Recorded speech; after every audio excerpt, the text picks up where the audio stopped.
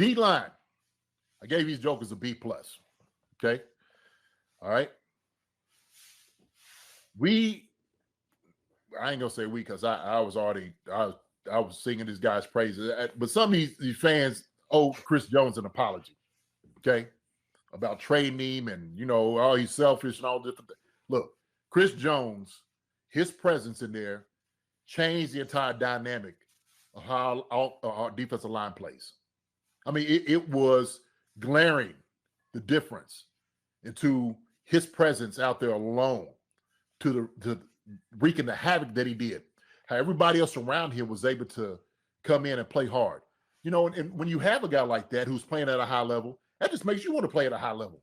I think, with Karlaftis, he's seen those guys make plays. He can go out there and make some plays. And so sometimes when Chris is going there, double teaming, just, clawing at guys, he's destroying the guard. He's destroying the tackle. He's getting up the middle with the pressure, knocking balls down. All that's infectious. That's infectious. Dickerson did a good job.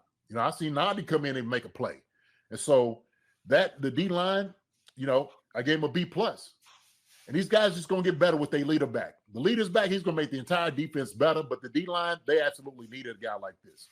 They needed a veteran presence out there that's going to make some plays, okay, that they could root around. So B+ on that, 9.5.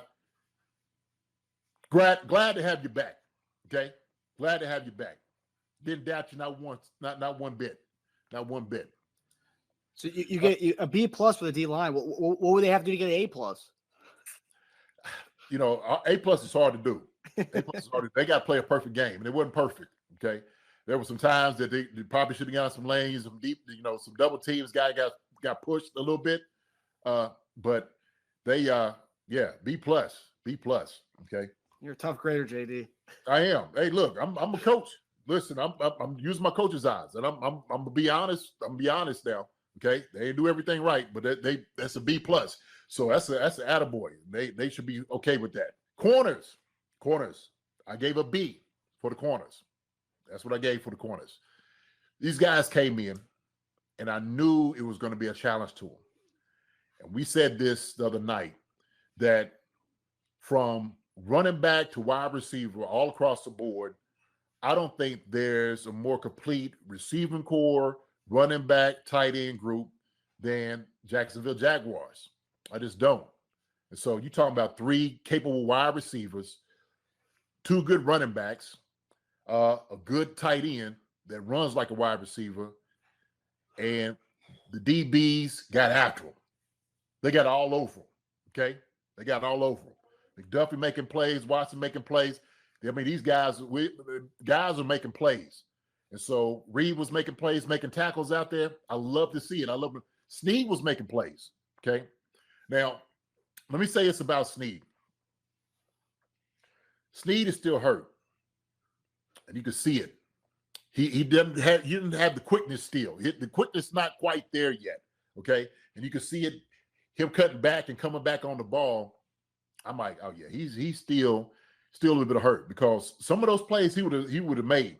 He wouldn't have to push, Calvin out of bounds and things like that. And so they challenged themselves and competed, and that's all you want them to do. So Spags, that's why, man, we watch these young guys develop over the postseason. During the season, toward the end, I knew what we was gonna get. And these guys, man, they are playing at a high level, and I knew they were gonna be good. It was just patience with them, just patience. And I'm waiting on Snead to get back fully 100%. Going to be even more dangerous. So they did a great job, man, just keeping the offense out of the end zone. They did a tremendous job. When they're talking about the whole defense, they backed up.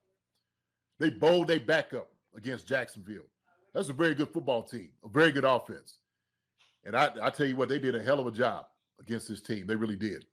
So well done just for the whole defense, okay? Linebackers. Go to linebackers.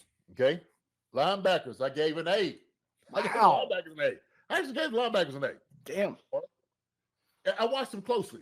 Okay, I watched them closely.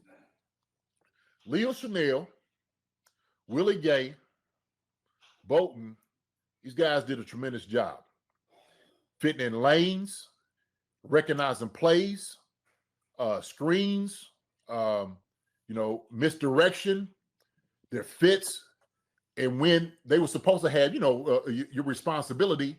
Sometimes you just got to, your talent's got to come, and that's what I seen. So I gave them guys an A, but a lot of it had to happen with the D line, right? Some of that was the push up with the D line, but they were stuffing Etienne. They did a good job of that, coming out making plays on, the tight end, Ingram, those guys. But they did a good job, man. I gave them an A. I thought they did a solid job this past week. Some people may disagree with me, but from what I saw, I think they did a good job. I really do. So I gave them an A, but a lot of it comes with the D line helping them out too. But those guys got a lot of talent, man. We got a lot of talent in that linebacker group. We really do. So I gave them an A. Hi, everybody. Thanks for watching. Subscribe here to get the latest from the show. Also, be sure to check out the best clips from Chief Concerns. And if you prefer to listen to the show, subscribe and follow us on Apple Podcasts, Spotify, and anywhere else you get your podcasts.